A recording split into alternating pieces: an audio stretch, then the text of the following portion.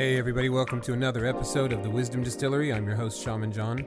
Today our guest is a good friend of mine, Ruben Cantu. I met him back in the days when I was doing a lot more film work, and we met on the set of a particular art film out in the desert. It was a good time. Ruben, like myself, has changed gears, and he's much more in the entrepreneur space. He's actually the founder of an organization called the Level Up Institute, and he also works with Austin plus Social Good. And he's just a good dude. He's one of the guys in town here that I respect a lot. He's always just trying to do good things for the community, and he's in love with Austin. He's constantly out there trying to empower young entrepreneurs to do great things themselves. So have a listen to this conversation with Ruben Cantu.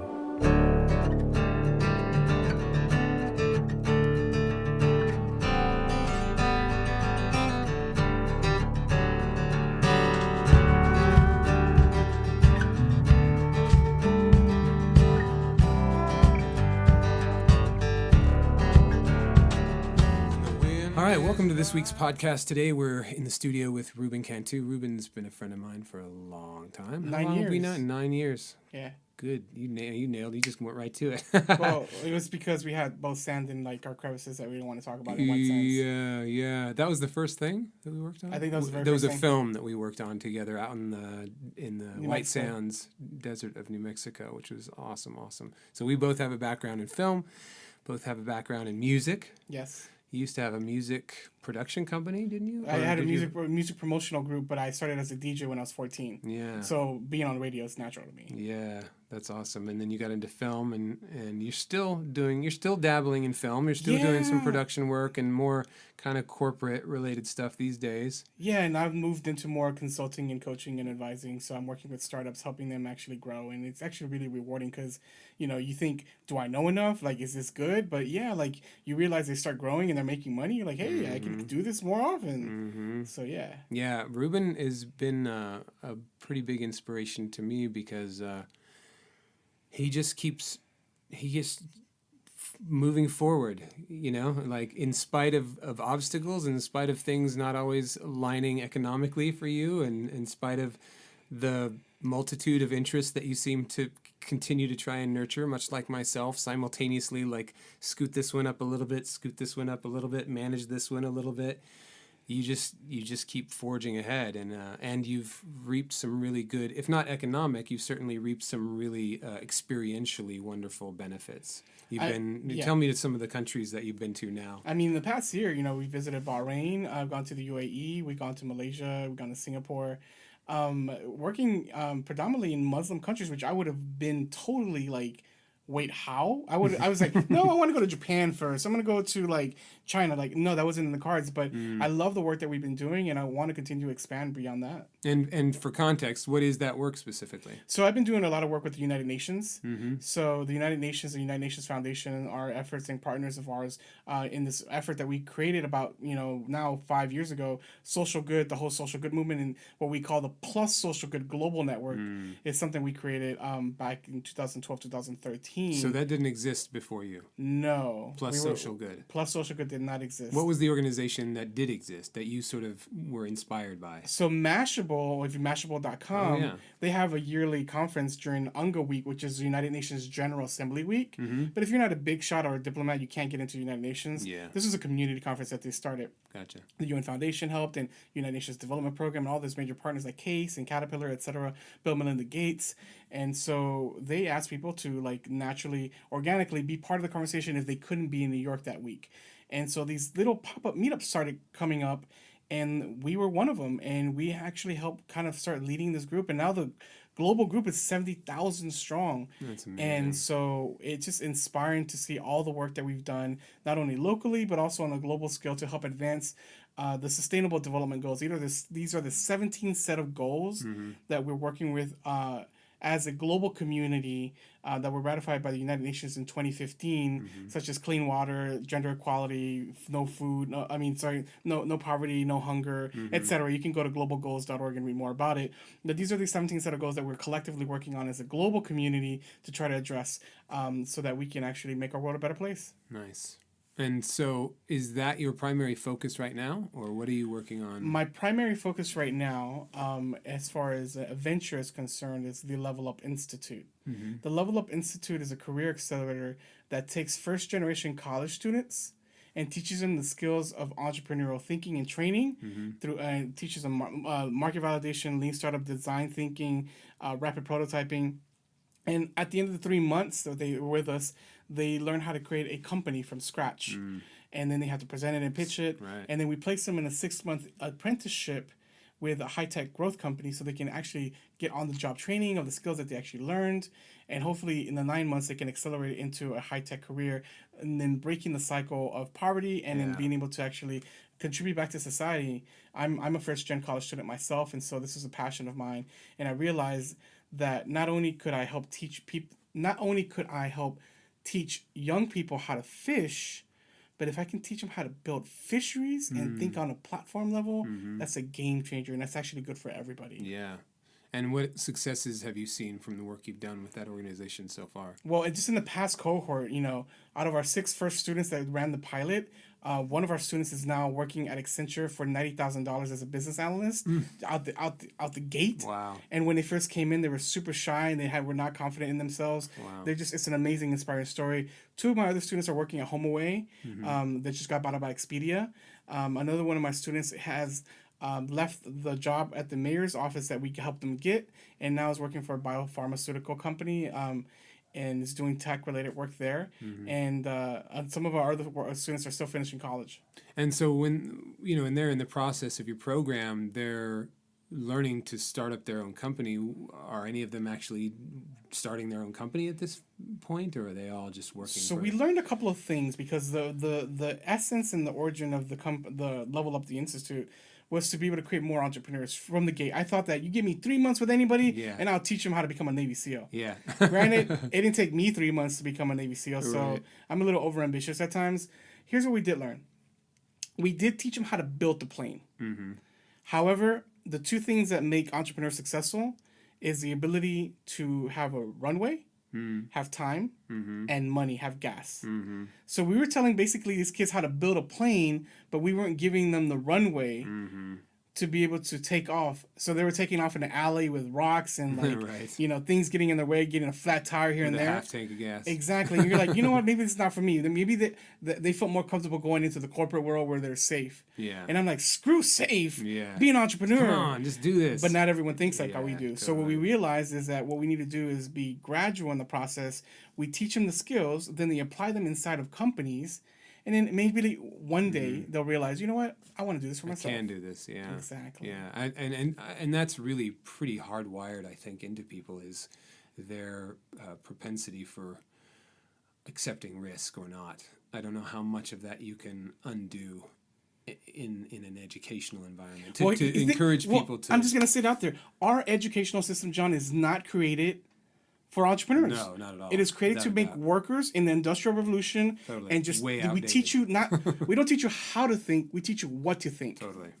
Yeah. And that's the problem. Yeah. And if we want to keep up with the pace of tomorrow, technology has accelerated us so far into the future that the skills that we're teaching kindergartners today, that what they're going to learn and graduate, will be obsolete by the time they graduate. Without a doubt. Yeah, I think that with my own 2-year-old at this point, I think even he, for his two-year birthday, I bought him a Mustang convertible, battery-operated little remote control car, and I'm like, get your driving in now, because by the time you're actually able to drive, you won't need to drive.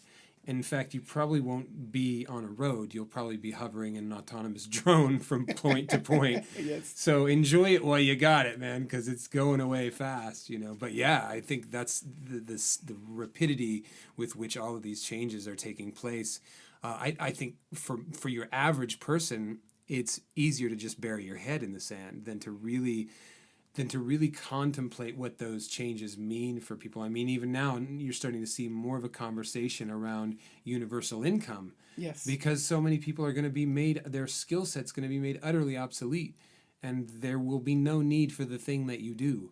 And if you don't teach people to be entrepreneurial and to look for problems that need solutions, which are always going to be there, problems, Even though we fix one solution creates another opportunity for another problem to arise. So it's like if we teach people to be entrepreneurial and really critically assess an environment and a situation and like, okay, what is not working as good as it could be, or like Richard Branson, it's like, well, yeah, this thing, the market is already saturated, but they're not doing a hell of a good job, so I'm going to create something that just kicks their ass.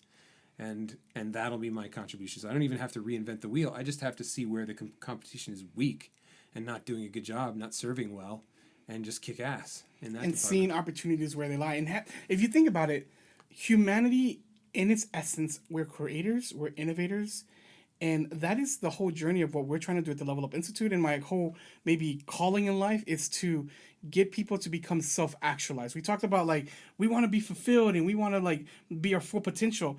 Entrepreneurship helps you do that. Totally. Now, you're just in the Lakota reservation for a long period of time, like a week? I was there about a week, okay. Yeah. But I will say it's one of the most humbling things I've ever seen. Yeah. Tell me more. Well, Lakota, the Ogola Lakota tribe at Pine Ridge in South Dakota, that county is the poorest county in the country.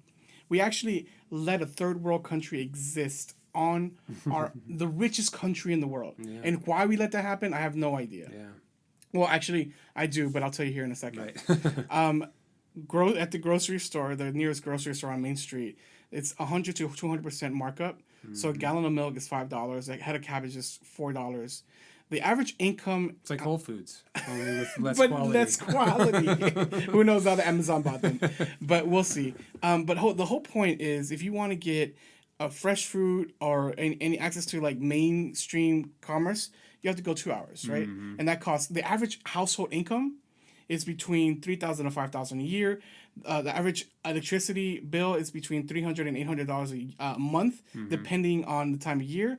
And there's 85 to 90% unemployment on the reservation with rampant domestic abuse and alcoholism and child abuse. Totally. Like, it's just the worst thing you could ever think about. And he's like, oh, wow, like, why did you go there? Just giving us a sad story. I can't tolerate this. But here's the thing. Just like entrepreneurship, there's always hope. And I went there to start looking for the stories of hope. I did give you the hard stories that's happening on the ground, but then I introduced you to people who are actually making a difference, like Yvonne Tiny DeCory, who's running the BEAR program, an after-school program that now turned into a suicide prevention program that helps provide after-school programs for the kids and the older students and takes them on field trips. And it's just amazingly providing inspiration and support for a community that really hardly has anything. And what was there a particular organization or going up there, were you a representative of one of your business? So through the work that I have been doing in philanthropy and activism, some of the family offices that I've made connections with, they're the ones that invited me. So the True family and Twyla True, she's half Lakota. She grew up on a reservation. She wanted to go back and give back, and so she invited me to go and see what was happening on the ground. I didn't know what to expect, but I was humbled because obviously I grew up I didn't grow up in the rich part of town, right? I grew up in East Austin, not very lavish. I saw poverty and pre-lavish. Pre-lavish, right? Let's do that. But even in my consideration of what poverty is, this totally new level. Yes, and I was so humbled and I was so thankful for everything that I had growing up. And it wasn't so much about me wanting to have pity, but it was me inspired to say, we can change this. Yeah. So I think that there's a community out there that may be listening to this podcast that says, I want to make a difference. And if you do, we'll leave our contact information below so that you can contact me and I can share with you the new initiatives that we're working with on the ground. And I'm planning to go back there to see how we can advance it. What are some of the biggest needs and why aren't they being provided for? Well, besides infrastructure, like schooling, like most people only get to the 8th grade because high schools are so far and so rural. Two, internet access. If we can start like deploying more internet access within the region, that'd be great. I was at Wounded Knee. There's no broadband there, Nothing. and so because the tribe respects the earth, they don't want to tamper with it. And so one of the best ways that they can make an initial income is through their artisanry, and so selling things online. Yeah. But they're making web pages on like Vista. No, if your sponsor's not Vistaprint, is it? No. Okay, great. So they're like making web pages on Vistaprint. They don't know about like Right. CMSs, like content Right. management system. Yeah. They don't know any of this, right? And so if we could teach them the game, Yeah. they can start sustaining themselves and bringing economic development and growth Yeah. to their community, Yeah. and something that we take for granted. Totally. So I think that's where we can start. What about food production? You just talked about the That's exorbitant price of all the food They're that's going on. learning like, how to create urban farms and Yeah. backyard farms, seems like a really but important. it's still still sparse. Yeah, and you it's have not to know the that whole. that work- I've been up there, and it's not the most hospitable to farming either. I mean, certain crops would probably do okay, but it's hot, and there's not a lot of trees. There's to cover in the summer, and in the winter it's cold. Mm-hmm. So it's just a really extreme environment to try and. But that said, with the technologies now available, there's no reason why they can't bypass the sort of limitations of the environment that they're in through technological advancement. Whether we want to accept it or not, one of the largest things too is, and we turn an eye to this, and it's happening in our country too. There's still set up institutionalized racism and indifference from the mainstream, from Rapid City, and it's not trying to talk down about the city and Rapid, but there's just literally, you can see it, and the people that I talk to there who are from Rapid told me, yeah, we have issues in integrating the Native American community, the Indian community, with the American community. It's still there to this date, and until we start changing that, until we start seeing them as our brothers, it's not going to improve. And what do you think the gap is there, the divide? I mean, I think, what you were saying in terms of how they, they don't, it's not that they don't embrace, but they haven't been introduced to or haven't gone out looking for, certain technological advances that also may be a detriment to their environment because their value structure is more environmental, which we could definitely stand to learn from. And you see this in different civilizations. When I lived in Australia, the Aboriginal, there was a divide even among the Aboriginal. There were those who were just defeated. And they had all those signs of a defeated population of abuse, of drug abuse, and spousal abuse and child abuse and all of these kinds of things, just a defeated people. And then there were those who somehow, miraculously managed to get out of that. Maybe it wasn't as bad for them because they were in a different region, a different tribe, more resources, whatever. I mean, the ones who were in the central part, it's bleak. There's not a lot out there. But most of those Aboriginal people were coastal, of course, before the whites came, and they lived high on the hog, man. They had all the goodies they could possibly need. So the people that I met the Aboriginals that I met were very astute. I mean, we were basically teaching them how to use film as a way to tell their story for their organizations, their nonprofit organizations. We just had classes to teach them how to use that medium as a tool for communication, and they were on it, man. They just nailed it. So, how do you get inside of the mind of the culture to not try and change them in the sense that we want to take something away of your very valid and reverent view of the earth and how to treat that and how to have the relationship with that, and yet also give them the tools to be savvy in the modern world and to really work the game. Like the young people get it. Yeah. There's this young guy there. His name is Adonis Saltis. He's 21 years old. Mm-hmm. He's studying business management at Southern Utah State. Mm. He plays NCAA basketball. Nice. He's actually Tiny's grandson. Okay.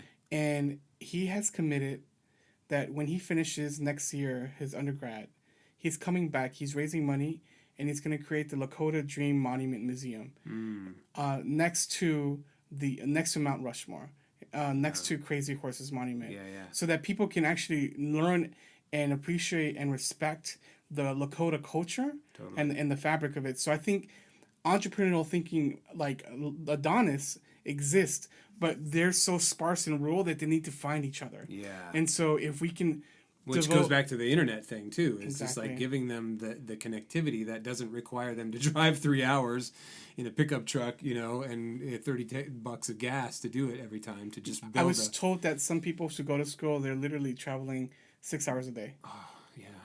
It's like it's that extreme. I was like, that's too much. Yeah. And is the tribe that spread out? It is pretty spread out. It is. Yeah. It's a fairly good chunk. And then they have a casino there, but it's a dry county. Oh. So right. You don't actually maybe gamble as much when it's dry. When you don't, yeah, you're not all boozed up. Yeah, it's really interesting. I mean, I grew up on really almost right on the res in Arizona, so I was surrounded by the Hopi, Navajo, and Apache, White Mountain Apache, and it's just very fascinating to see how each tribe handled their business. I mean, the ones who were in the sort of least hospitable area, like the Hopi and the Navajo, were the ones who were more grounded, I found, than the ones who had the sweetest land. Some of the sweetest land in Arizona is the White Mountain Apache Reservation. And they historically didn't treat it well, you know. But the Apache were the newer group amongst them. You know, the Apache came in after the fact that the Hopi and Navajo were there a long time. They've been there for centuries, really, in some iteration. So you really saw the sort of, just within each individual tribe, how they stayed connected to their own roots, which gave them a foundation, and maybe they weren't like in the sense of dialed into the modern world, but they were sane. Let's just say that they had a sense of groundedness and solidity within them, within their tribe, that felt more genuine, authentic, grounded, I think, is really the fundamental word that I keep going back to. Whereas the other ones, it seemed that it was very easy for them to just lose track. Like they just didn't have those roots, and they didn't. I think, it's also possible that, the Hopi and the Navajo, even though they were more nomadic, like those regions that they occupy were regions that they have occupied. I mean, the First Mesa is a community that has existed for like, I don't know, like 1,000 years or something. I have to look at the numbers on that. But like, you go up there and it's like, oh my God, this place is like a living museum, and it's out in the middle of the desert and just on these mesas that you drive up. And I remember seeing a rain dance ritual up there, and we weren't really supposed to go up there, but my ex-wife looked Native American, so we kind of got away with it. And you just thought it would look like you had just stepped back into 500 years ago or something. It was just amazing. And they had the tortoiseshell rattles on their feet, and the paint and the garb and the whole thing. And everybody was just like parked on top of the adobe buildings, looking down and just present with this ancient ritual happening. Really, really beautiful experience. But yeah, you really go, okay, like, this is such beautiful stuff that we can like, if there was just more dialogue and there was more, and I understand why they wouldn't want to have it with white people, but it's like there's so much good to be exchanged, where it's like, yeah, what you're doing there, we need some of that. Us white people, I say white people, us Western people, whatever, Western educated people, like, we need some of the juju that you got, because we fucking completely forgot about it. And in order for you guys to survive in the next century, I think you need some of this stuff. And I'm not going to force anybody to take it, but it's like, hey, if you want to take some of this stuff and absorb it and use it and morph it and make it work within your own system, so that your systems work and thrive, and that your people thrive again, and that you can be a source of inspiration and power again, because it's just, you don't want to see anybody in that.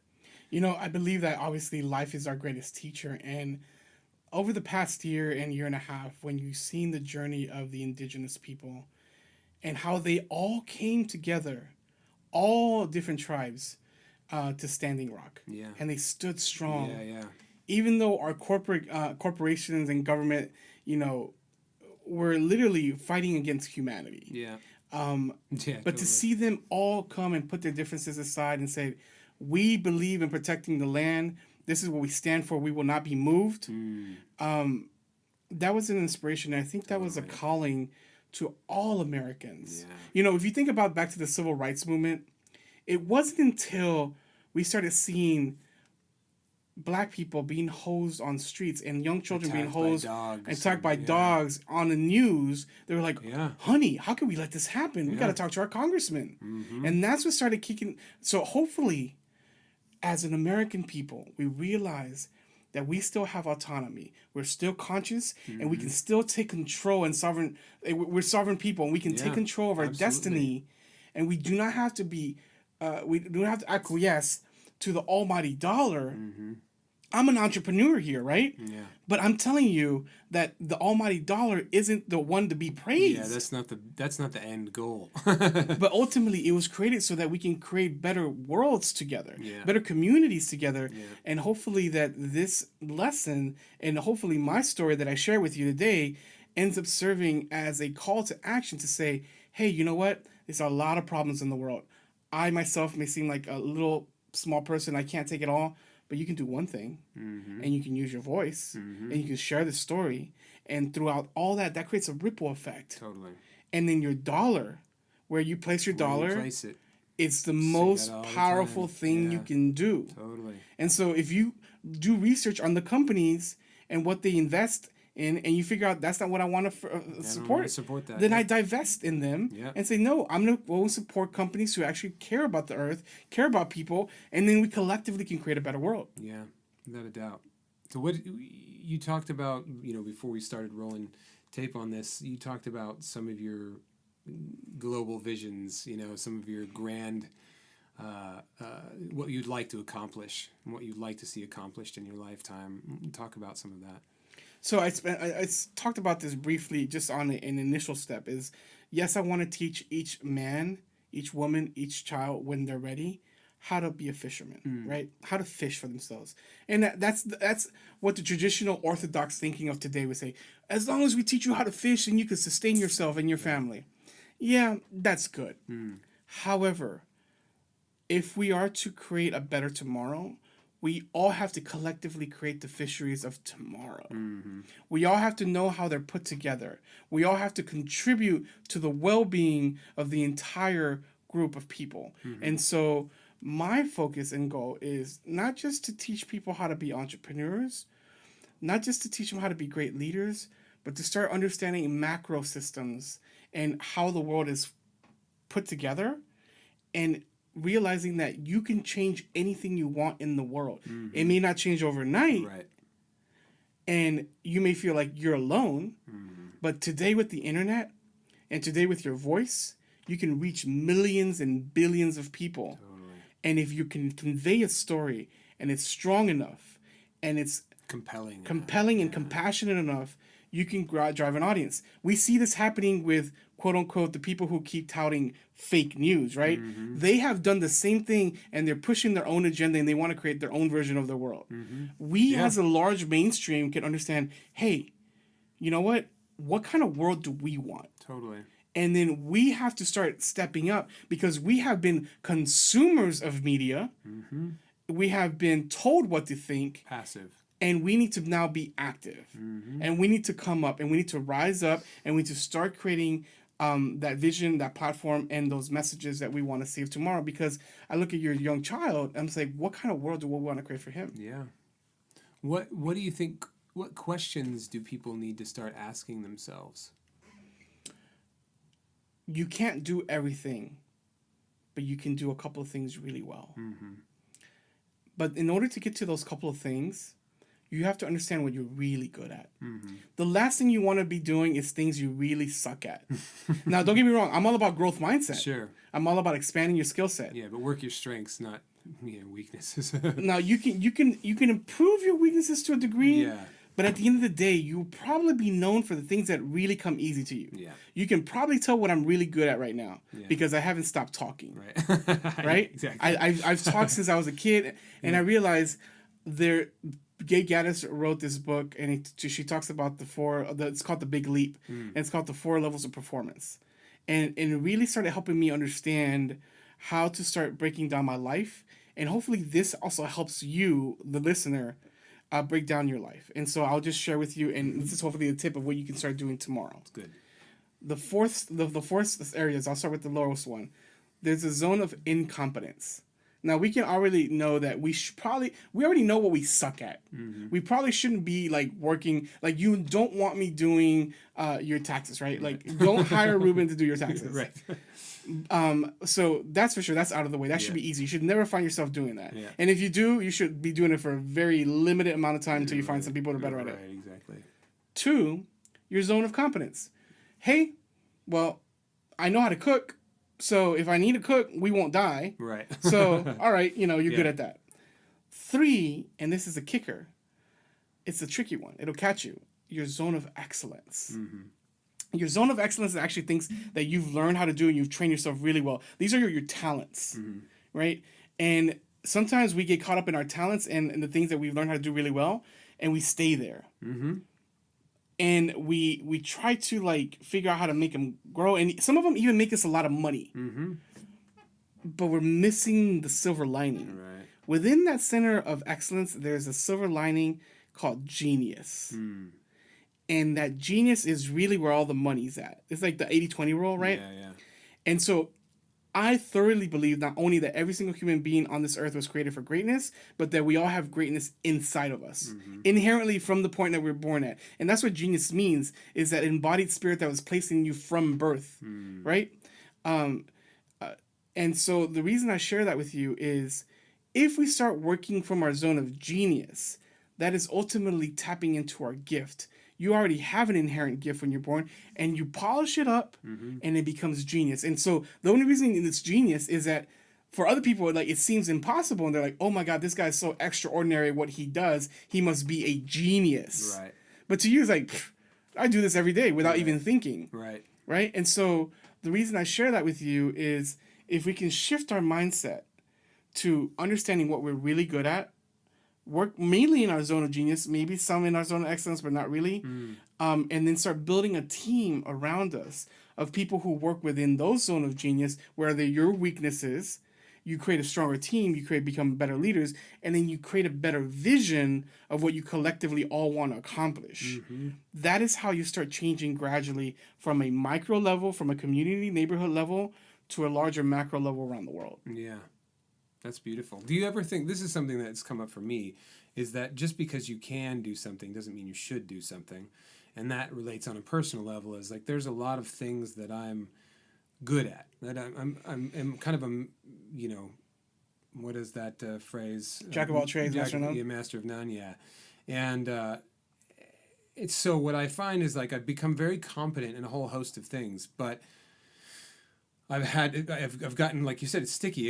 I get caught up in those things that I'm good at because they make me money or I enjoy them sort of, but they're not the it, So like even for me doing the video, and I think this is probably for you too, the film production, the video stuff. It's like I'm good at doing it. I'm good at that, and I can deliver. I can deliver a good product. And but we get paid handsomely. Is it true? Is it like the truest thing that I could be doing? Is it like what I'm really here to be doing? And I think that is an area where a lot of people do get stuck, is that they develop this competence in a particular area, and then that's a competence that is a marketable, viable commodity in the marketplace. But we don't reach our full potential, John. Yeah, we don't. And there's that thing, like you saying, that sort of piece of genius that is also this thing that is an unknown. And it's an unknown to you until you figure it out, but it's also an unknown to the rest of the world, because it is the thing that you alone can do. It is the thing that you are specifically equipped because of your whole package to deliver in a way that no one else could possibly deliver it. And that to extract that out is the interpersonal work. So we go back to fulfillment, and I truly believe that your number one job on this earth is to find out why you were placed on this earth. Yeah. And you do that by understanding and looking inside and figuring out what your gift is. Totally. But then it's naturally there because it was there as a child, and you just start needing to collect the dots looking, like Steve Jobs says, connect the dots looking backward, right? You can't do them looking forward, looking backward. Right. And you'll start seeing instances where you pattern. Were... Exactly. It was effortless. It was easy. It was just, everyone was like in awe of you. Yeah. And so your second job is, after you figure out what you're placed on this earth to do, you share it as a gift to everyone else. Yeah, totally. It's good advice. Just let that sink in for a minute. Yeah. Now, talk to me about before we were, recording, you talked about some pretty grand visions that you would like to see, some transformations that you would like to see in the world, and what those they were. You were saying like you're not sure if you were going to live to see them actually come to fruition, but what you would like to see happen on a global scale. So Buckminster Fuller talked about you can't fix old systems by trying to fight them. Yeah. Essentially, I'm paraphrasing. Yeah. You can only do them by creating new Replacing system. with Exactly. a system that works better. And the other one becomes obsolete. Totally. So we are right now in the time frame that I'm born right now. So someone listens to this 100 years from now. We are currently in a condition where we're working towards equality. There's different groups of people who are trying to find how to work together.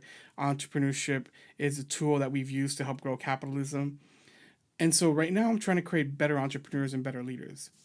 But ultimately I want to create a world where we have switched on a human scale our initial firmware of fear into and scarcity to a mentality of abundance. Yeah. And more importantly, regeneration. So moving past beyond sustainability to regeneration, meaning that we understand the cycle of how things work, and we use what we need, and then we put the rest back. Totally. Because right now we created a system of hoarding, right, and storing. And then we've depleted our natural resources. Well, and massive waste. Like yes. the earth doesn't waste anything. The earth in its natural state doesn't waste anything, and animals don't waste anything. Like all of these things move back into the ecosystem, get processed through, and come back out into something that is useful again. And it just it's a self-regulating system. The whole thing is, and humans are the one thing that have come into and thrown a wrench in the entire mix because of, I think, ego. Essentially, the sense of we are not a part of it. We're different. We were kind of a part of it, but we're definitely different. We're better. We're the apex predator. We're, and that has created this sense of like, okay, we're going to outwit the sort of the frightening aspects of nature, those things that we can't control, and we're just going to manipulate it and work around it. But in the process, what we've done, and this, goes to a whole host of areas in our life, whether it's personal or professional, whatever, has created all of this waste that now has to be dealt with. That's not. Well, it is ultimately, it can be, but we haven't. We're just now coming to terms with the idea of like, oh, how do we take all of this shit literally that we've created, with factory farming and our own waste systems and the water toxicity and like all of these things that are just effluent from all of our creations, and now we've got to figure out what to do with that. Now we've got these huge dumps in the Pacific Ocean of plastic, of islands of plastic that are bigger than some states probably. It's like, where did we lose track? We lost track when we believed that we could control and we had control over everything that was existing on this earth. Yeah. We lost control when we lost respect for every living being and every sentient creature on this earth. We lost control when we thought that we could outsmart, like you said, agriculture, right? And so all these things help create systems and ways of thinking. And for the short term, it worked. Totally. On the long term, it doesn't. And if we want to actually maybe outlive what maybe humanity is scheduled to live, right, we need to wake up really quickly. Yeah. But you know what? We're in this gray zone where we have the time to wake up. And so I want to figure out how to rework our brain on a human scale, on a global scale, to still, we understand fear, but we understand what abundance is, and abundance and love overpower and win out. Now, maybe that's a journey. You have to go through a journey to discover that. Yeah. But at the end of the day, if we can operate from that mindset, we help address a lot of our problems. At least from my frame of thinking right now. It could be totally wrong in 20 years. Like, what was I thinking trying to do that? Because I want to respect the journey of every individual that they have to be able to do self-discovery. Totally. But going back to abundance, that's one. Two, create a world that really understands parity and equality. And here's the thing. There's this debate on balance and balancing and parity, because the only thing that's constant in the world is change, right? So everything's evolving naturally. But that doesn't mean that we can't strive to try to create more equitable systems for all people, right? because there's certain times where because we're creating all of this shit anyway. Exactly. So like it's just a matter of which how our moral hierarchy is set up to determine what is going to get the most emphasis. What of that pyramid, if you want to use that imagery, whatever's placed on top of that. For example, if you place profit on the top of that, which we have done, we see the world that has resulted from that. If you want to place prosperity, like personal, like more spiritual prosperity, let's say, like what's the measure, like instead of the GDP, it's like the happiness quotient. It's like, okay, well, we measure the prosperity of the people on how happy they are and how much they enjoy their life, and it's not about how many possessions they have or what their bank account says or how many cars they have or if they have any. And that kind of mentality, I think, is what you're referring to, if I'm not mistaken. Exactly. Yeah. And so we have created imbalanced systems intentionally because we believe and we inherently don't trust ourselves because of our own fearful nature. Yeah. So we feel that another person may be feeling the same fear, and so they're going to attack us. So we have to protect ourselves Mirror first. neurons. We just mirror each other's behavior. But if we start operating at a place of love, like that casts away all fear. But a lot of people haven't. They've maybe sounds understood. Pretty woo to me. I know, but I'm going to go there for a second Yeah, because that is the most powerful thing totally. in this world. And the thing about it is, until we understand, like, I'm not talking about love that you hook up with a person on an evening, but I'm talking about like real, substantial, unlimited, unboundless love. Yeah. And we can tap into that force, which it's one of the largest and most amazing things when you do. And you could do it through the myriad of ways. If you want to use religion and that's your pathway, great. If you have your other way of doing it. But if you tap into this love and this undying fountain of energy, I think that you'll understand that you'll want to create this equality naturally because you see... You won't be afraid. It takes away the fear. Exactly. Yeah. And the third thing that I want to help create, leading to that, is a world that truly embraces, understands, and tolerates, not just tolerates, embraces cultural diversity. Obviously, I've grown up in this country through a lens, and I can't take off this lens of a Latino man, right? Yeah. In certain cultures, I may be considered white, but here in the United States, I'm a Latino man, right? And so, knowing and experiencing racism and prejudice and discrimination in my lifetime, even in this late day of age, now that I've been exposed to a global and worldly community with different religions and beliefs and cultures, I realize we all do this to ourselves in every different situation, different parts of the world. Certain tribes don't like other tribes. The Hutus don't like the Tutu. Like, it's just Tutu. Yeah, it's just it's ridiculous. Yeah. And a lot of those things, to be fair, and this cuts to some other points we could make, are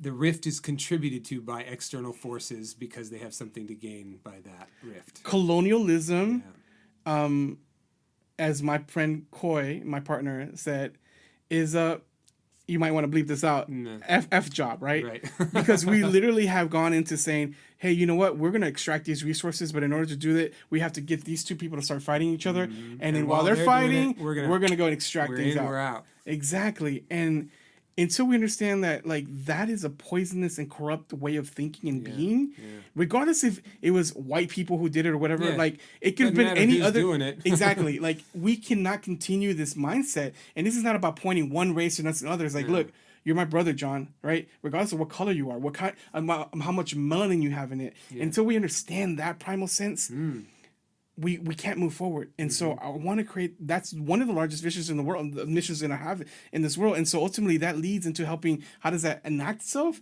Well, you teach people how to become entrepreneurs, but also you start creating better systems and what I maybe consider capitalism 2.0, right?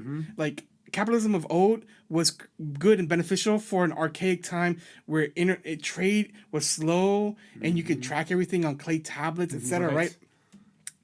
If you and I try to outbeat the stock market today, we lose every time. Why? Because there's algorithms and computer programs that will literally blow us away. Oh, yeah. Right? And so CEOs are pressured by quarterly earnings and shareholder calls to make sure that they have high returns. Right. And if they don't have the moral fortitude and strength to be able to say, sorry, shareholders, we have a down quarter this year, or this quarter, and this year may be a little tricky. We're doing some more R&D, and we'll begin rolling out some new stuff soon. If they don't know how to make sure they guide a company and a shareholder base, a stockholder base, that they can speak with authority to, then we start creating a culture of investors who want quick in, quick out, quick in, quick out.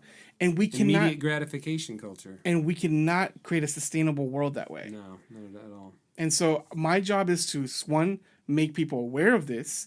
Two, realize that it's a problem. Three, grab some of the brightest minds in the world, and hopefully I get a chance to work with them or be part of a larger effort where we realize, this is messed up. But you know what?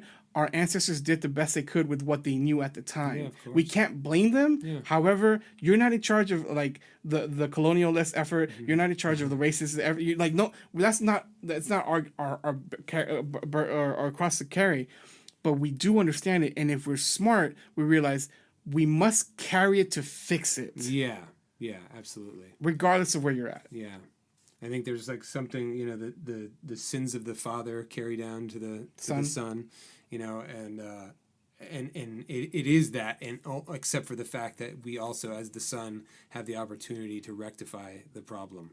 And I think maybe you heard this, and I'm sure you know it just through popular culture, but even with the indigenous people of this country, their mentality was essentially like a sort of 7 generations of awareness, like thinking that far in advance, which like just it doesn't even cross the mind of your average American citizen to think that far in advance. I mean, certain people do. The futurists think that way, but that it's all colored with this sort of technocratic agenda too. It isn't necessarily like 7 generations of, well, how do we make the system self-regulating again? It's more like, well, how do you create all these devices to outsmart what nature, which wants to kill us? And most people aren't willing to think that big on a macro scale. So I'll give them something. I'm not trying to insult any of the audience, but I'm just saying, let's do something tangible. In 25 years, by 2040, you know what's going to happen in this country, John? I can't imagine. We're going to have a demographic shift. Hopefully, if we don't have World War III. Right. There's a lot of possibilities. And we're praying not to. But let's say we make it through this chapter in our life.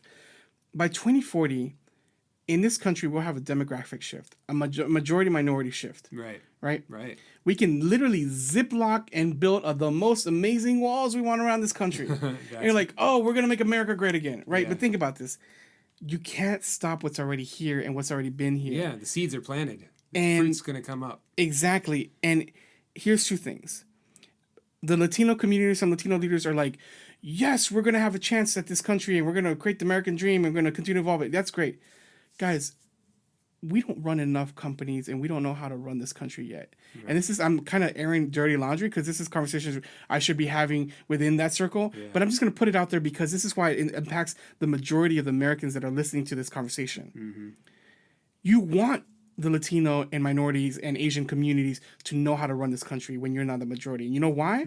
Because you depend on GDP, you depend on Social Security, and you depend on the greatness of this country and this innovative culture that's driven it to this point in time. And if that's going to continue, and I know that sounds very ethnocentric of me as an American, but I don't want to go to 50th place, right? I know we have China, we have India, we have Japan, we have Korea, all rising economies, and several other economies I didn't mention. And I want their prosperity. But we shouldn't just fall asleep at the wheel. We need to invest in our community, and we need to make sure that little Tasha and Jesus and Jimmy, all of them have the ability to do these skills, and they can continue leading us forward. The world still looks at us as a leader. We will be losing our place soon if we don't invest in that.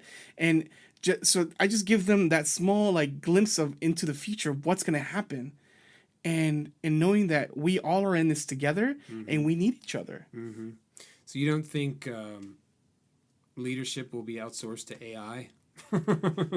That is a possibility that Ray Kurzweil has presented by the year 2039, 2040 or so. Yeah. Do you know Jacques Fresco too? I do not know, but he said Okay. that we're going to reach singularity, which means that the computing power will equal the amount of human capacity and processing, and then we'll be able to integrate them and merge them, and soon we'll have hybrids.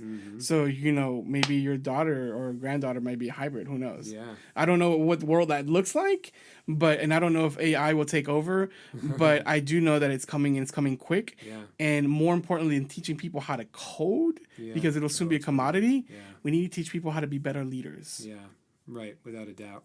Yeah, well, Jacques Fresco talks about a resource-based economy. So the whole thing is basically saying, let us make the decisions based judiciously on the usage of resources, and essentially that's the best way to allocate and judiciously use the resources. And he's he's passed on now fairly recently, but quite a visionary. Also pretty bitter, but definitely a visionary in certain regards. In certain things, I think was pretty far off. But not factoring in, a lot of what sort of Peter Diamandis and all those guys are talking about in terms of our ability, our creative ability to create something out of nothing, that starts to really eliminate this issue about a scarcity, like you're talking about, this abundance mentality where we're not like, we're not going to have enough trees, we're not going to have enough air, we're not going to have enough whatever the thing is that's in limited supply. It's like, well, when we become real sort of alchemists in that sense, which I think we're rapidly becoming, the ways in which we can reassemble the raw material of life support systems. Like right now, it's like, we have to grow trees for what? Okay, because we build things with them. Okay, so what other raw material is in infinite abundance? Well, all of it is in infinite abundance. The universe is infinite with energy and material. It's just a matter of arrangement. So when we have the ability to essentially break things down to their elemental force and reassemble them with that same raw material, which exists in abundance throughout the universe, like, what are we going to be missing? I mean, that's very Star Trek kind of, Gene Roddenberry kind of thinking, but that really is, you see this initial infant stages with the 3D printer, and you're like, they're fucking 3D printing houses, and they're 3D printing arms and legs and organs and food, and it's only a matter of time. These things are in their infancy. 25 years from now, and like Musk talks about that exponential curve up, and Kurzweil too. Just like I don't even think we can imagine. I mean, I look back because I post this stuff all the time, just these new discoveries, and I look back and I think like 10 years ago I would have never saw that coming, and unless it's like something that's very much from the book of Star Trek or some sci-fi thing where it's like, we did that, and that's how we make these things and just reassemble data. But like there are things that are coming out of the woodwork like, whoa, like I definitely wouldn't have imagined that would even be a thing, or so I think what you're saying is like, yes, that's true. But when you talk about GDP and you talk about like our position in the world and like I think those metrics are going to become things that aren't even the way we measure things anymore. Exactly, I agree with you. And really, the fundamental is like, what is the level of abundance within each individual, and how are they freed from the burdens of mere survival? Because that's when any renaissance takes place. When people the population is no longer striving to just take care of the basic fundamentals of survival. They've got leisure time, and leisure time leads to what?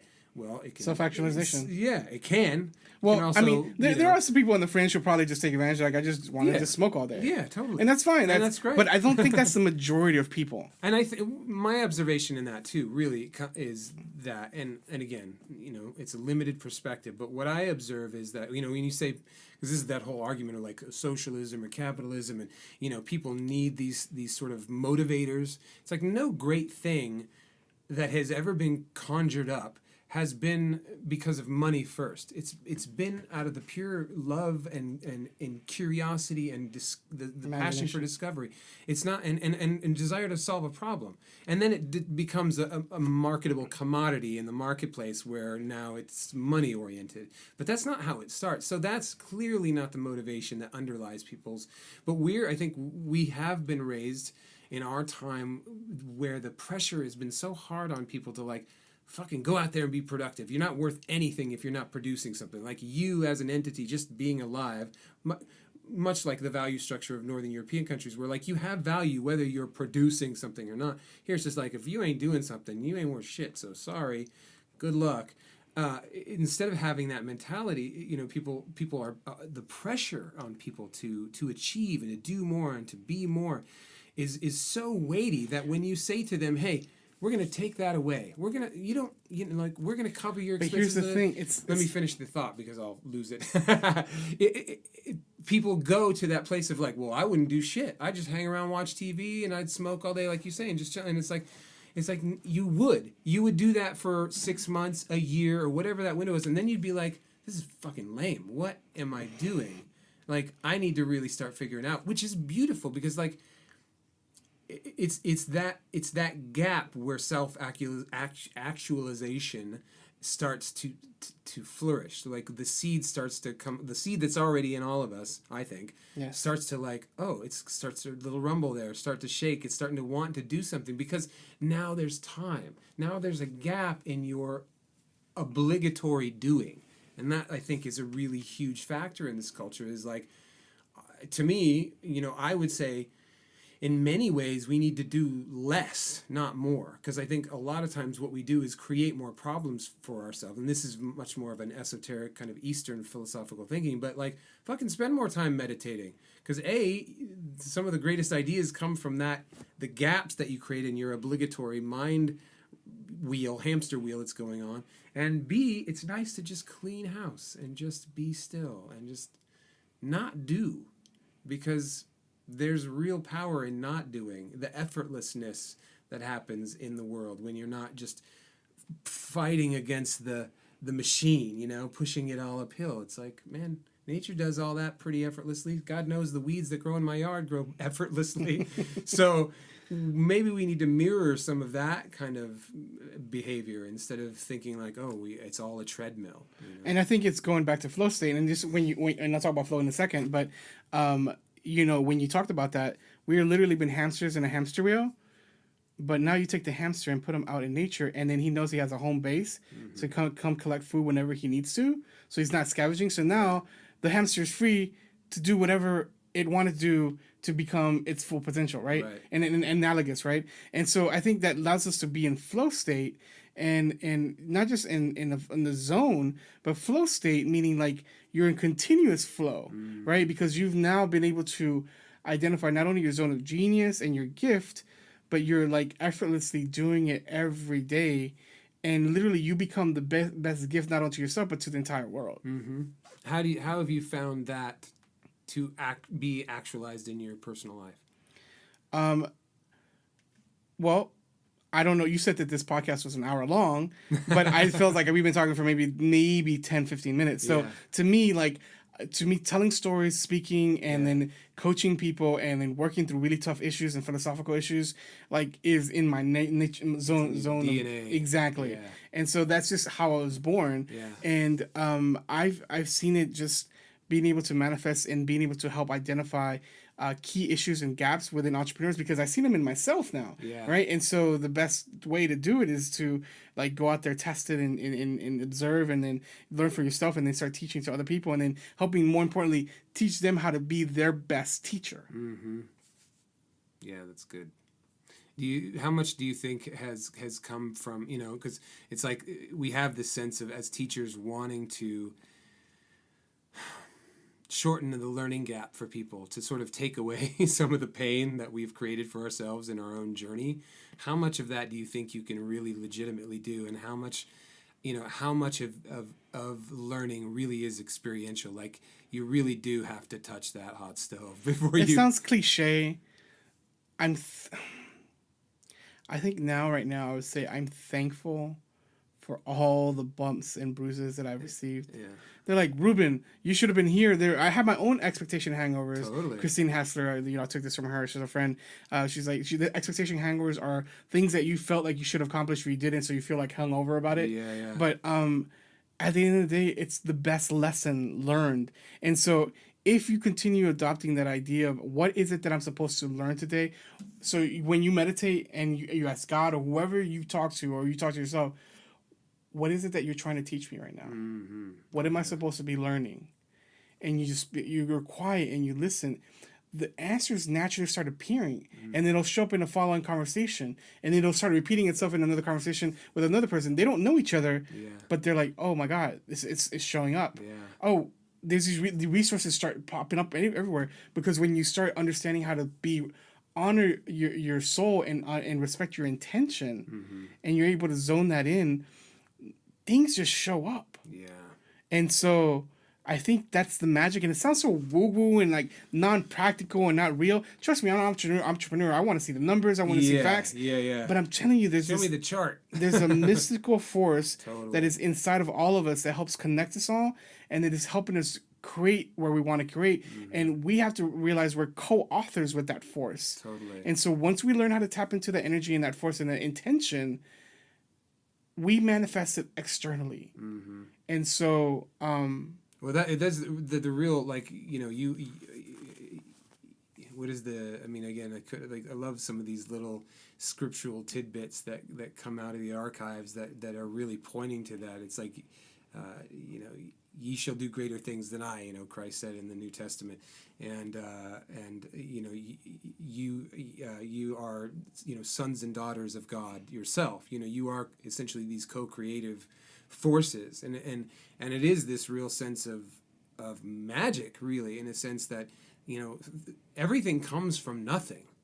It just comes from nothing, I mean, that was the origin of the Bible. Right. Like I said, there is, and there is. And there it is. It's just like, and so you have all this stuff, and however physicists keep trying to break it down to its smallest thing, it's like, and the sort of more out there physicists are basically like, yeah, just the fundamental essence of reality is nothing. It comes into being and sort of solidifies. It's like, if you want to just use the idea of energy, it's like, well, these are frequencies, and this is probably the slowest frequency you can operate in, which is ours. And then it moves back into the higher frequencies as it disperses and becomes more ephemeral and more... Now you're talking like quantum physics stuff. Yeah. So it's like when you think about that, and then you infuse that now with consciousness, direction, intelligent guidance, whatever that looks like. Well, then it just becomes stuff to be moved and shaped in a particular way to create a particular outcome for a period of time. And then it goes back to wherever that came from. So when you think about that in terms of materialism, you think like, can we get to a point where we don't actually own things, but the things that we need come to us as we need them, just like cars. This is the way cars are going to go. It's like, we don't need to own cars because we will summon a car. It will come to us. It will take us where we need to go. And then it will go away and do that for somebody else. And I don't have to change the oil. And I don't have to take it in. I don't have to pay the insurance. Or, you know what I mean? Like, whatever that looks like, it's essentially, it's eliminating the need to hoard, which is what you were saying before. As a hunter-gatherer species or population, we didn't have the luxury of hoarding. You carried very little shit with you. And you were very resourceful with whatever you happen to have. It's like, we have a stick, and we have a couple of sticks, and we didn't have meat every night, and we're gonna make a fire. Yeah, and if we got lucky, we got some meat, and if not, we've got seeds and nuts and twigs and whatever we find, some rabbits or something like that. So yeah, it's this mentality of like having what you need when you need it, without having to go. I mean, God, like, what is the storage industry? Must be a multi-billion-dollar industry. Like, how much shit do people have? George Carlin says we keep buying bigger houses so we can put more things that we don't need inside of them. Yeah, without a doubt. And but you can see this primitive mentality playing itself out. This fear, scarcity-oriented mentality. And this is the thing when you see what they talk about the millennials. It's like millennials, sort of statistically are less inclined to own. I saw this thing just recently. Like the the Goodwills and these sort of secondhand kind of shops like that were having a hard time keeping up with all of the shit that their millennial parents were trying to pawn off on the kids, and the kids were like, I don't want all this junk, like give it away, or they would give it away, and it's like, so there's just this glut of stuff, and I've had this stuff, like whatever, you go through your life and you're like, where did all this come from? I don't even use any of this stuff. Why is it in my shed? Why is it taking up floor space? So you're just like, I don't even care. I'm not even going to go through it. I'm going to pile it all in the back of the car. We haven't realized it's a mental condition we all suffer from. Yeah. And it's a pathology, And until we accept that, not so we can place judgment on it, but so we can have compassion. Exactly. And compassion for ourselves and say, okay, I realize this. It may not seem, because right now what I'm talking about is in the future, right? Like I'm talking about future way of thinking. Yeah. But for a person who's limited, who's stuck in their ways, who feels that this is the only way that the world can ever work, they'll never buy into it. That's fine because they're gonna fade away. Yeah. But the new people who will survive and adapt and be resilient will understand this concept and be able to start respecting one another, and will be able to cherish what everyone can bring, and more importantly, won't feel like they have to control the flow of that. Mm-hmm. It'll be natural. Do you think that, and this is something that I think about a lot, there are certain culturally imbued belief systems that are dogmatic to the point of being divisive, and how do you factor those, when you're talking about being culturally diverse and being what did you say, not just tolerant but embracing, where is the line? It's kind of like the meme that has been going around of like, if a super tolerant civilization is so tolerant that they allow an intolerant medium to come in and basically disrupt the tolerance, where do you go? Where's the line drawn? That is a question that I do not know how to answer, and I'm humbly to tell you right now, because I've been struggling with that since the Charlottesville incident. Yeah. Because do I believe that these people have free speech? Yeah. I also feel like they have consequences for the free speech. Sure, of course. But I struggle with this myself, and maybe, in a couple of years I'll have the answer for this. Yeah. But I'm humble enough to say I don't have the answer for this, but if anyone does, please have a conversation with me, because that is the one step, though, is being able to accept when you don't know. We live in a society where we have to, if we don't know, then we're not an authority anymore, or no one will listen to us. But I feel like I'm a teacher, I'm a coach, but I can tell you, hey, as at the yin and yang, I'm also a student and I'm also a learner, and I will never stop being that. Yeah. And so I am just a conduit and be trying to be fluid for the information to pass through. And so I make it as example as far as knowledge and everything else in regards to hoarding and all that.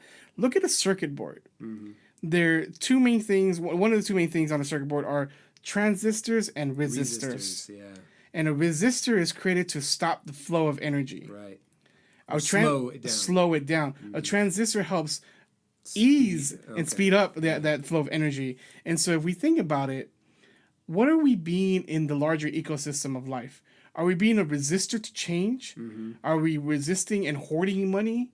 All right? Or are we figuring out how to create a better flow so that all parts of the circuit, all parts of the system are able to benefit from the flow of energy? Mm-hmm. And to be fair, the resistor has its place, because sometimes the flow of energy is too much, which is the point on the circuit board. Yes. That it can blow things out. True. So I know I'm a pedal nerd, guitar pedal nerd, and part of their whole thing, the old boutique pedals, is all resistors and transistors, And that's the magic of great vintage pedals, right? Is that organization, the components, the quality of the components that you use obviously is one thing, but it's the organization, it's the pattern on that board that makes the uniqueness of the pedal. And here's the secret of the circuit board. So in order to explain the secret of the circuit board, I want to explain to you how information works. Yeah. So there's levels of information and wisdom to all the way, how do you get to wisdom? But you start with data. Mm-hmm. Data is just random pieces of whatever that you gather, whatever you want to collect. Mm-hmm. And then you put them in formation. Mm-hmm. Right. And they become information. Yeah. Right? And from information, that becomes knowledge. Mm-hmm. Right? Because now you understand how to leverage that information to do whatever you needed to do. Yeah. That then pieces of knowledge over time become intelligence. Yeah. And intelligence with discernment through the process of filter of discernment becomes wisdom, because intelligence tells you what you can do. Wisdom tells you whether you should do it or not. Right. Exactly. And the point of the resistor is to know when to loosen the flow of things.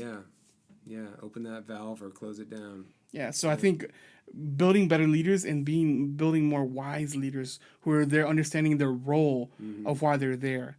And if you thought about it, the reason that the nobility was called nobility was that they were kings, but they were noble people, and they took care of their people. Yeah. Until a point where they become corrupt. Exactly. And we have to overthrow them. But at the end of the day, is a kingdom inherently bad? Not necessarily. Right. It depends on the ruler and the leader and how they take not only care of the people, but how they help facilitate the benefit of growing of their people, but not at the cost of other nations and other people. Right. Yeah, that would have been a fascinating lesson to sort of. I always, I don't. All I have is sort of the media to sort of inform me, but I always imagined from what I observed, the king of Jordan to be a fairly benevolent, ruler. He seemed to have his people's interest in mind. He's very, very classy guy. Very sort of just seemed like a really solid character.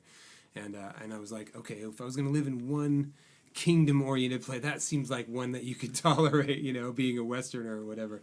But I mean, I equate it to, if you're a Christian, if you believe that way, to have that sort of mentality. I mean, that's essentially what you do when you're swearing your allegiance to God. In that sense, you're like, God or Christ is your leader. He's the one who tells you how things are. And you serve him out of love and respect because he loves you that much. That's the idea behind it. So it's like I can understand the having a king or ruler in that context, if that's your sort of mentality. I'm much more of an anarchist in the sort of sense of self-rule. Like each person has that within themselves to be that. But unless everybody thinks the same way, Bingo. then those systems don't stand. They can't, because there's always going to be an anomaly. It's like there's a great sort of nerding out, but there's a Killer Instinct. I'm not sure if that's the song, but it's a Rush song. It's basically, I don't want to face the killer instinct, face it in you or me, so we keep it under lock and key. Because somebody is going to be born with wiring that isn't quite up to par. No matter how judicious our civilization is on all other accounts, there's a wild card somewhere. There's a wild card, and you got to factor it in. And I mean, even with the Native Americans, like Joseph Campbell talks about, people idealize the Native American communities, the tribes of old, but they were very closed. The systems were, we're going back to the sort of the hunter-gatherers, they required everyone to really have a place. And if you fucked up the flow, they wouldn't, I'm sure they each one handled it differently, but the least that would happen would basically, you just got kicked to the curb. Sorry, man, you are a burden to this tribe, and our survival depends on us all working together and sharing and cooperating and do what we need to do, and you're not on board, so we're going to leave you, and you're going to have to figure it out, And I think that's the most humane way. But in a civilization where you're going to leave, you don't have an island you're going to shove them onto or whatever. I mean, that's Australia. That was Australia. Yeah, exactly. We're just going to have to shove you over this huge chunk of rock, and you guys can figure it out from there. But yeah, so I mean, even in the most benevolent society, I think you have to figure in the wild card. The utopian ideal, I just don't think is a reality. I think we can do way better than what we're doing right now, and come way closer. But at the same time, we will come up to. But like you were talking about, Charlottesville, yeah, and that situation, instead of saying okay, well this is this intolerant element that's coming into a tolerant society. How do you deal with that? But at the end of the day, that is a byproduct of that feeling of intolerance, like people only seek the things that they don't think they have. So anybody who's seeking power is seeking power because they don't feel like they have it. Why don't they feel like they don't have it? Because something in the matrix has either led them to believe that they are losing it, and that coupled with their own scarcity and fear, on top of whatever social things are being amplified around them, creates this reactionary kind of behavior, and it amplifies that, and then the divide gets wider and wider. So it's like going back to what Kieran was saying, like go to the, instead of being at the end of the river where all the pollution keeps coming, like go to the factory that's starting the pollution and deal with the factory owner and what they're doing to create the pollution in the world. And so what does that look like for that demographic of people? Is it some way to allay the fears and to speak to them in a way that says, like, this thing that you think is happening isn't really happening, or if some elements of this thing that is happening is actually happening, and that you're perceiving, and that it is correct, like you were saying, like culturally we're already having a massive shift. The colors are changing, the skin tones are changing, the culture's changing somewhat, not as drastically as certain places, but here's changing too. And it's like, and gender's changing for people, and all these things that are very uncertain for them. So it's like giving them the skills to actually, sort of like with the Native Americans, giving them the skills to cope with the modern world. It's like, well, we got to give you guys the skills to cope with the modern world, which is, this is happening whether you fucking like it or not.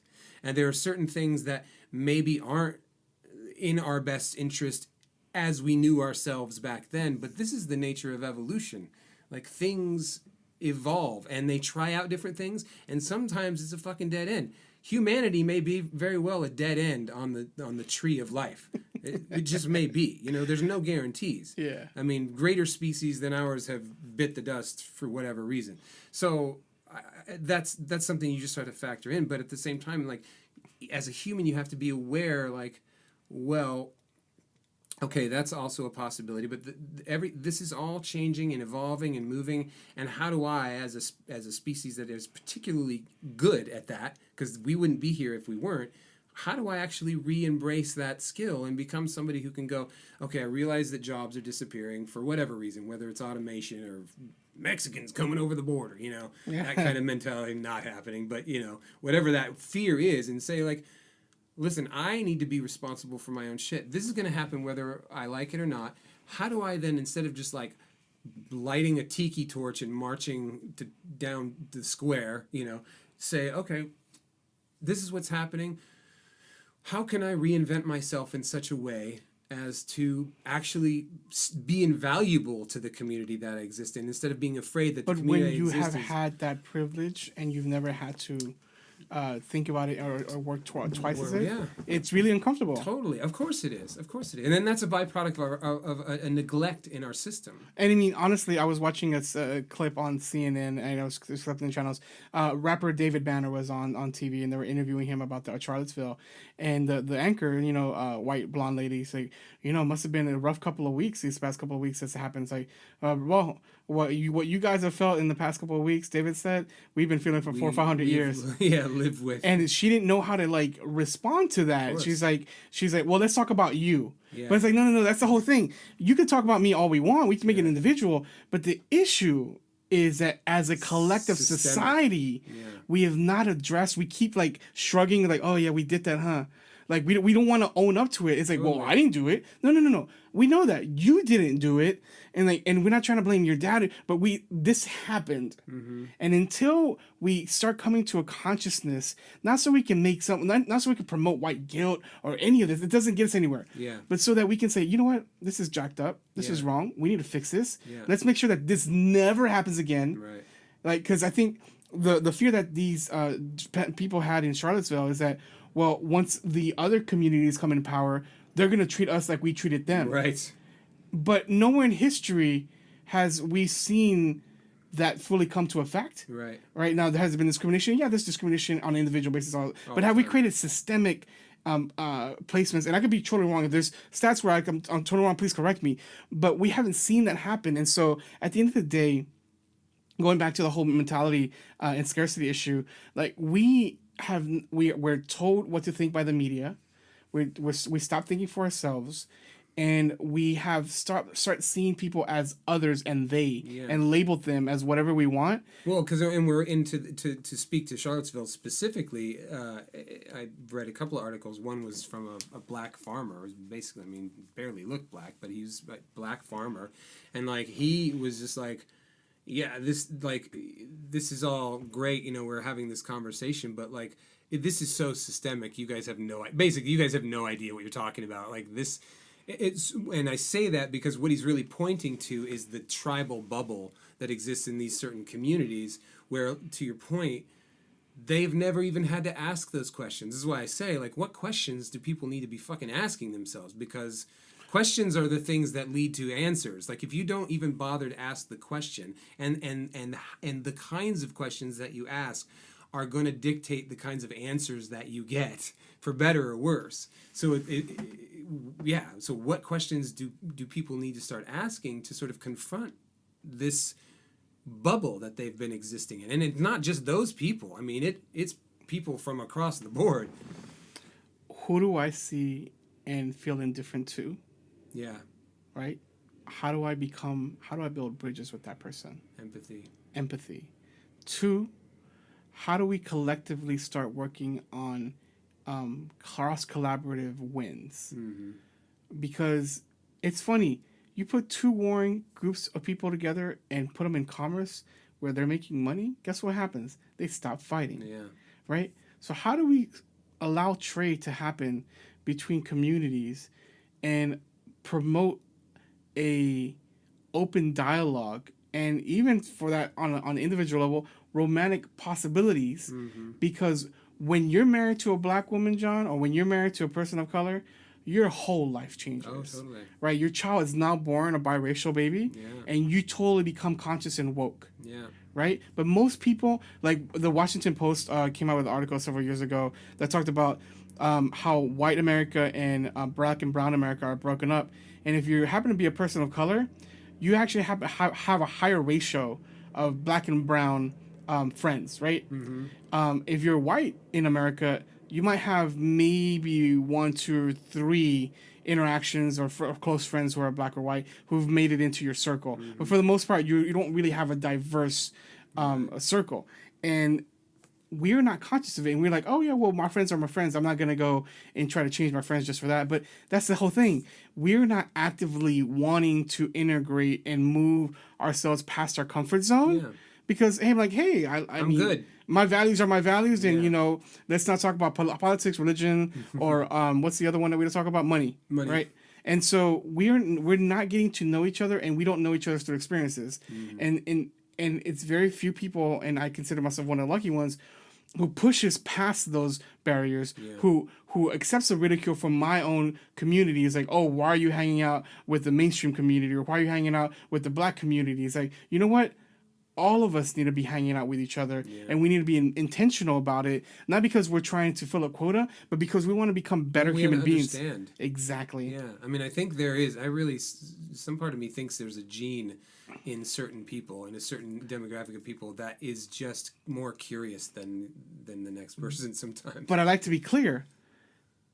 Don't say it and don't do it. It's like, oh, because if you still harbor or still working on becoming woke, don't do that. So you can say, oh, well, you know, I'm not racist. I have a black friend. You know, this is the traditional thing, right? Sure. But like a lot of people, like, yeah, you know, how could I be racist? I have a black friend. Yeah. That doesn't mean you still have worked through all. Like I myself, you know, being a person of color, still have a lot more work and growth to do. Yeah. I may be a little bit further ahead than some people, but I would not say myself, oh, I'm totally colorblind. Yeah. And that's even another issue, right? Like we've promoted this idea of like, let's promote color blindness. Let's just see people for each other's character.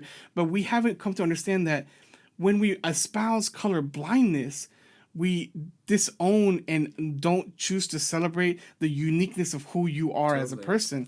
And so being able to say, you know what, I see you as a black person, a black, brown, whatever you choose to identify yourself as, and I celebrate you and I embrace you and I want to be part of your world. Mm-hmm. Like that step, if we could all collectively do that as a country, like we would do so much good.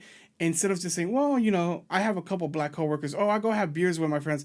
It's one thing to socialize, another thing to truly embrace them, Yeah.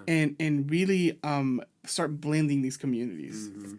Yeah, I think that's a big divide. It's because I think it's because even if you're talking about just a pure white community, there are always the communities within the communities within the communities. So it's not even but it's beyond the race issue. It's really about like, do we share the same values? And so that, I think, to me, Yes. that's where many of these divides come in. It's like, well, our gods are different. And if you see all those things really literally instead of metaphorically, it's like that's why I'm sure a Sufi person could have an easy discussion with a Gnostic person and have hardly any argument at all, because they've even though their words are different, the essence of the message in that way of interpreting their belief structures is the same. It's on par with each other. Whereas if you're really dogmatic, and this is why I brought up that conversation or that topic about the sort of dogmatic belief system. So you can be dogmatic fucking vegetarian and be white and not get along with your fellow meat-eating, white friends or white cohorts because, God forbid, they're eating an animal and I'm a vegetarian. You know what I mean? Like, so that thing where it's like my way is the right way. It's like, I'm sure you read the story that went around about the black jazz musician who's like converted all those KKK guys and got him into like giving up the robes and the whole business. Like, he's got a collection of fucking KKK robes. Because his whole thing, I listened to a great interview with him. His whole thing was just like, I just really wanted to understand what the hell was going on. Like, how could these people hate me and never have met me and have no reference point for me other than their propaganda? And so that sense of curiosity, that sense of wonder, that sense of interest, I'm sure he wasn't like in love with everything, like that sense of like brotherly love and all that. I'm sure took a lot more time to develop, but it was that initial willingness to be curious. It's the cliche, seek first to understand than to be understood. It's like for him to be able to put himself in that position and say, what's going on in there? Like, tell me why this is the way it is. Explain to me, not in a sense of like justify it, but just help me understand, And I think that if you can come with that kind of humility to especially to a force that feels like it must dominate the situation because it feels powerless, so it's going to use scare tactics and ugliness and puff itself It's up all like insecurity. Yeah, it's like a cat when its hair gets all. It's all insecurity and fear. I recommend people go to YouTube and look at the Richard Spencer Charles Barkley interview because you'll see the insecurity in this young man. Yeah. Right. You'll start seeing like he tells you exactly what he believes. Yeah. But he wants to go down back to a day of old where his community, which he identifies with, was in power. And he doesn't want to be eradicated or become extinct. He wants to continue to promote this idea for his children. Yeah. And you just think when they call him out and tell him truths and he faces them, he quivers his mouth. Yeah. He doesn't know how to react to it. Right. And I want and I welcome these conversations. If there's anyone listening to this who espouses the alt-right, you know what? I want to sit down and listen to you as well. But I challenge us to find a way to, and I know this sounds as crazy because I normally would have said this about ISIS people. Like, you have really evolved as a human being until you love someone who's in ISIS. Like, how could you say that, Ruben? They kill people. They're horrible. Like, I get it. But like, we need to evolve as human beings so we can actually address this problem. But it was hard for me to even say this about someone who's an alt-right or a neo-Nazi, like a white supremacist. Like, it's just like, how could I? Because they hate me just for me being alive. Like, what have I ever done to them?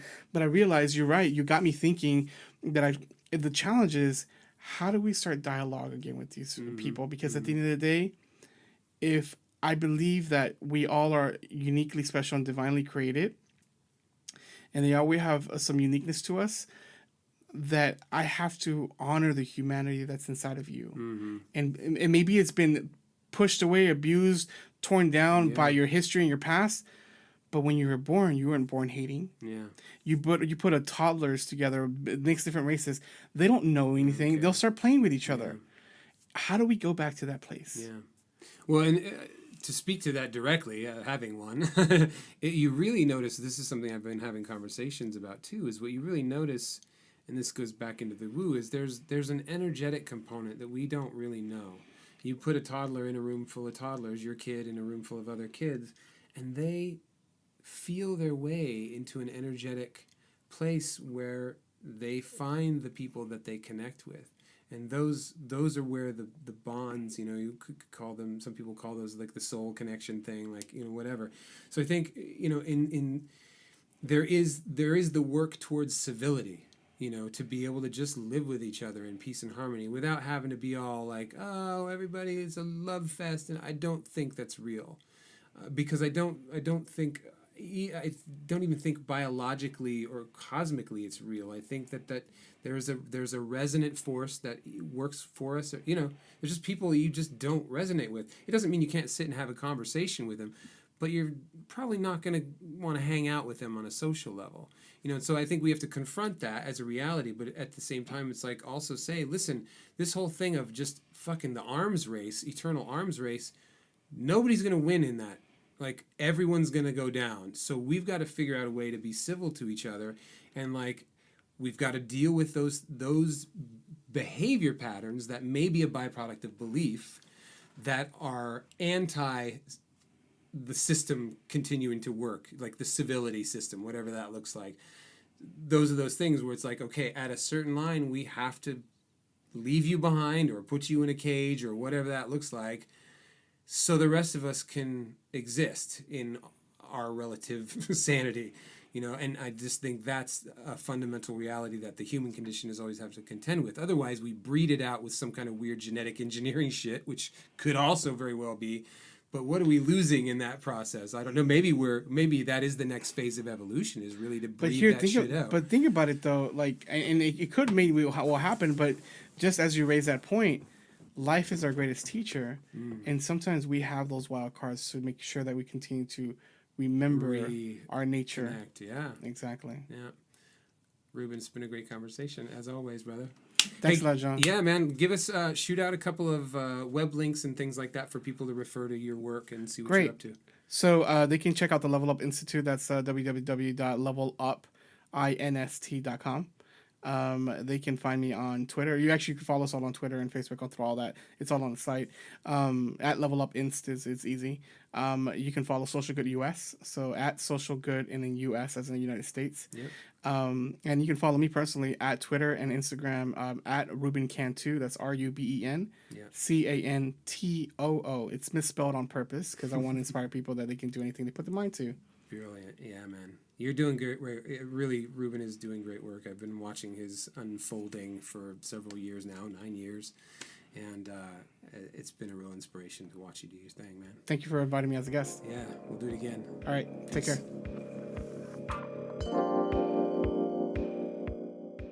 Thanks for listening to another episode of the Wisdom Distillery. Ruben Cantu, wonderful guy, doing a lot of good work. I really recommend you checking out what he's up to, looking him up, friending him, with air quotes, friending him, and supporting some of the things he's involved in. It's good work. It needs to be done. Thanks again for partaking in this little experiment and helping to support this podcast by your attention. Hope you have a wonderful, wonderful time in whatever you're doing. The song that's currently playing, if you are interested, is by an artist called Unicorn Heads. It's called Cooperation Road. And the second track that you heard at the beginning of the podcast was a song called Painted Horse by yours truly. You can check out my music at shamanjonmusic.com. That's SHAMANJON music.com. You can go to our webpage at thewisdomdistillery.net to check out more information on the guests and more podcasts and maybe pitch your own ideas. Thanks again for listening, you guys. I appreciate it. We'll catch you next time. Adios.